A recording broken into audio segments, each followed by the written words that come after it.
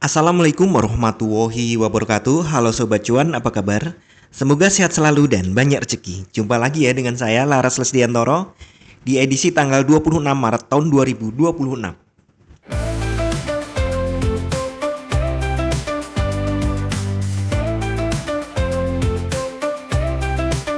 Oke, kemarin market ya seperti dugaan semula dia akan coba naik, tapi rejectionnya kuat nih Leo. Hati-hati, rejectionnya kuat, artinya sellernya masih besar. Rejection tuh ini loh.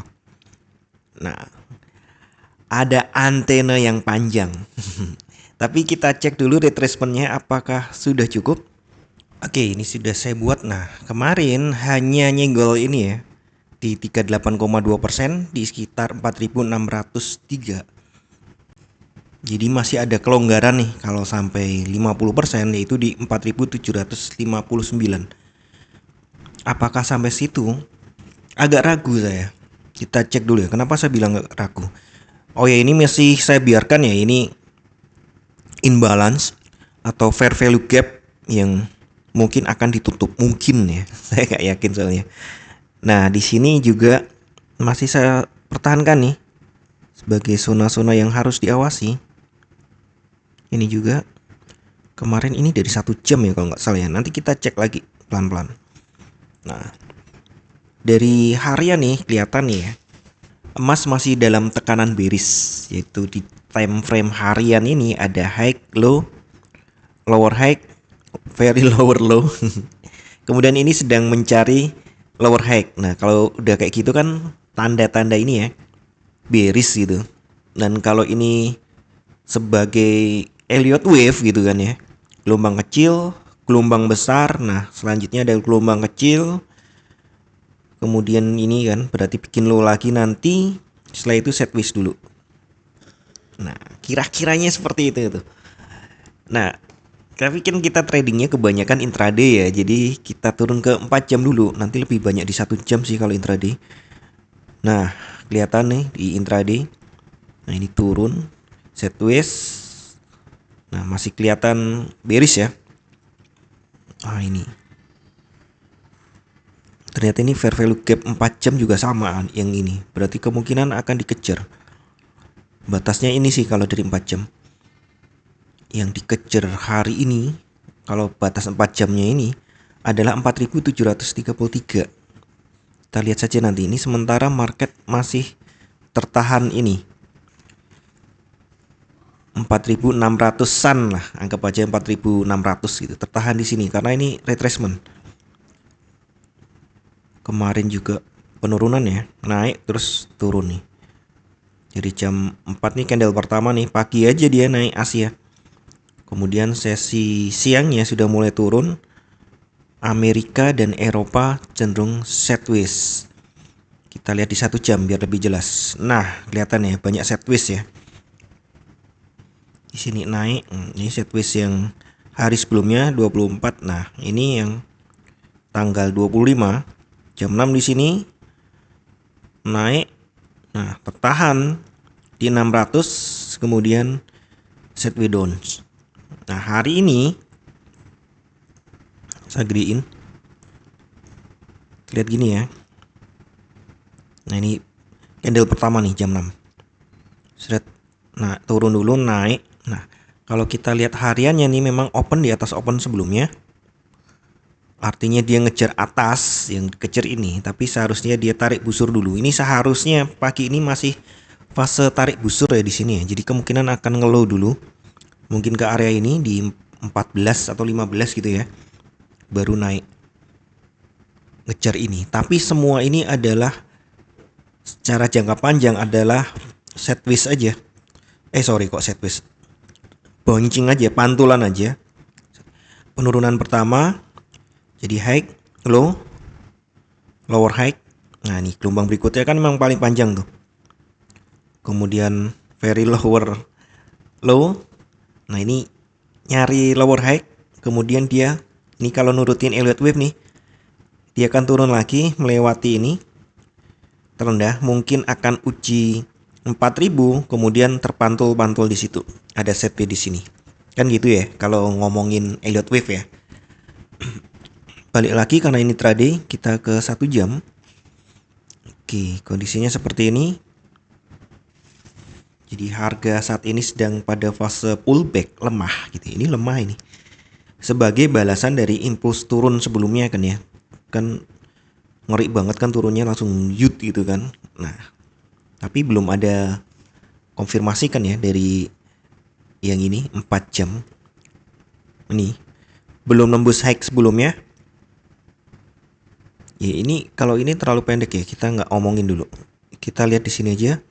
Nah kalau dia nembus ini, baru ada konfirmasi kemungkinan ada kenaikan lanjutan. Tapi selama nggak nembus ini, kemungkinan masih turun itu kuat banget. Jadi untuk intraday biasnya masih bearish dengan potensi pullback dulu yang tak jelasin barusan. Kemungkinan nih harga berpotensi naik tipis ke area resisten.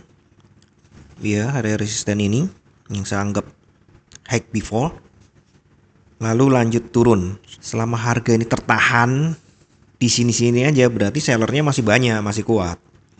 Secara mid term, kita ngomong jangka panjang nih, ngomong beberapa hari ke depan. Kalau mid term ini bias masih tetap bearish continuation. Jadi sekali lagi sebelum ada break structure higher high gitu, potensi masih turun, lanjut menuju zona demand. Ini ya. Ya pertama ini dulu sih. 4.380 sampai 4.300. Ini demand awalnya. Demand kuatnya di bawah sini. 200 sampai 4.000. Nah, kalau 4.000-nya akhirnya jebol, ya berarti dalam lagi. Sedangkan supply-nya ini kan ya, 600 ini ya. Kita lihat mulai di sini sih sebenarnya. Di 550 ini udah kelihatan supply nih. Ini sekarang nih zona-zona supply ini. Dia akan coba lewati dulu 600, kemudian ke 650. Ini lihat ya, ada ini ya. Ini kemungkinan menjadi zona supply. Jadi kisaran sini 50. Sorry kalau narik garisnya nggak tepat, sampai nah ini atas ini tadi. Jadi sebelum fair value gap itu sudah ada zona supply saya lihat. Jadi ini saya biarin dulu, kita lihat besok hasilnya kayak apa. Apakah prediksi saya benar? Untuk sementara dia sideways dulu. Ya. Sideways dulu. Sambil nyoba nih nekan ke atas ke zona supply. Kena zona supply dia mungkin jatuh. Langsung jatuh atau pelan-pelan gitu. Mengejar zona demand yang ada di bawah. Malam ini nanti ada rilis data ekonomi penting jam 19.30. Unemployment claim sebelumnya 205.000 menjadi 211.000. Ini buruk untuk ekonomi biasanya, baik untuk emas. Kesimpulan singkat nih ini, market masih bearish dominan, saat ini hanya retracement kecil. Jadi peluang terbaiknya nih tetap sepertinya masih sell on rally. Tapi ingat ini bukan saran untuk melakukan sell ya, karena ini kan sehari ya, saya prediksi sehari. Jadi kalau Anda mau sell nih, cari-cari dulu alasannya, cari-cari dulu triggernya. Yang mau buy monggo, tapi saya sarankan buy selesai hari ini juga. Nah, ini lihat ya, ini kalau 1 jam kan ini jam 8 pagi kemarin. Itu kan polanya pola bearish nih. Pola pembalikan turun maksud saya. Jadi pas banget nggak kena ini retracement yang ini. Kemudian membentuk pin bar, nah dia turun. Khas banget ya pin bar ini ya. Yang ada upper atau lower shadow panjang di ujung. Nah ini pin bar. Nah kemudian dia pasti balik turun. Ini 4 jam. Kalau kita lihat 1 jam. 1 jam. Nah ini sih kelihatan nih. Candle hijau dimakan candle merah. Turun. Ini mirip pin bar kecil, keraguan-raguan, tapi bukan ya, ini bukan pin bar. Dan di sini juga volumenya kecil, jadi ini sebenarnya memang meragukan. Beda dengan ini, volumenya cukup besar walaupun ini hijau, dua-duanya volumenya gede. Tapi kelihatan dari bentuk-bentuknya ini tekanan selnya kuat. Kemudian berikutnya ini berturut-turut sell. Secara keseluruhan sekali lagi masih bearish ya, kecuali dia bisa tembus 600 dan hold di situ, bertahan di situ, apalagi close-nya di atas 600. Oke lah, kita bisa berharap recovery, bisa berharap kenaikan. Tapi selama close-nya di bawah 600 nih, saya buat hourly. Nah, selama close-nya masih di bawah ini hari ini, maka peluangnya masih lanjut turun untuk menyelesaikan Elliott wave-nya daily. Ya, perlu low baru lagi untuk Elliott wave-nya, diperkirakan ke 4000 dan mungkin akan turun. Jadi ini kan kuarter pertama selesai nih, Maret. Kuarter kedua kemungkinan turun sampai kuarter 3 nih. Nah, nanti Oktober, November, Desember baru naik. Perkiraan saya jangka panjangnya seperti itu, tapi ya kita lihat day per day-nya ya, menit per menitnya bahkan. Nah, untuk minggu ini paman Trump gitu, itu rencana akan nyerang Iran secara darat, nggak pakai remote control lagi. Jadi sebelumnya kan ngirim rudal, ngirim pesawat, dan itu tidak melemahkan Iran sama sekali. Ini jadwalnya memang untuk menurunkan boot on ground gitu, pasukan daratnya, nggak cuma angkatan darat sih, biasanya marinir dulu. Amerika lebih banyak marinirnya kan. Dia ngirim marinir, kabarnya unit-unit operasi itu sudah mengarah ke Iran semua nih, termasuk yang dibawa pakai kapal induk, baik itu carrier maupun bukan, kapal-kapal gede itu sudah mengarah ke sana semua. Tapi kan bocoran-bocoran sebelumnya ini, tentara-tentara yang sudah ada di sana kan udah disikat sama Iran di rudal.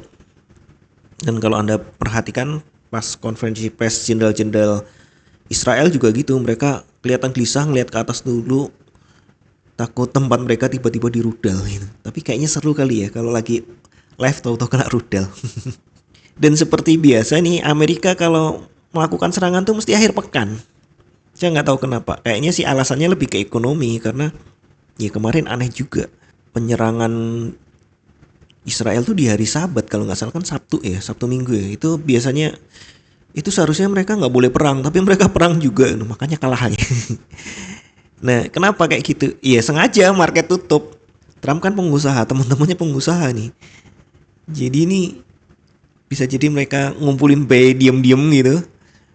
Des, nanti perang lonjak naik, sesi Asia dibiarin dulu naik, kayak yang sebelumnya kan gitu ya. Nah, yang ini juga nih, sesi Asia dibiarkan naik. Nah, setelah itu mereka taking profit di sesi Amerika, jelas ya. Tapi ya gitulah permainannya.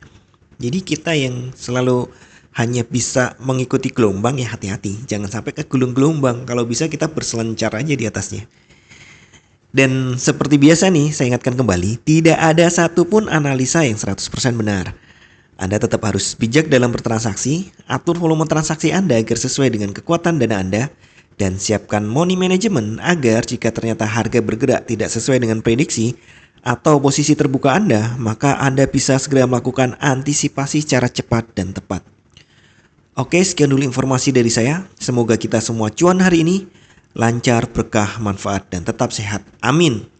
Wassalamualaikum warahmatullahi wabarakatuh. Equity World Futures, bawa kita terbang tinggi dengan strategi tepat.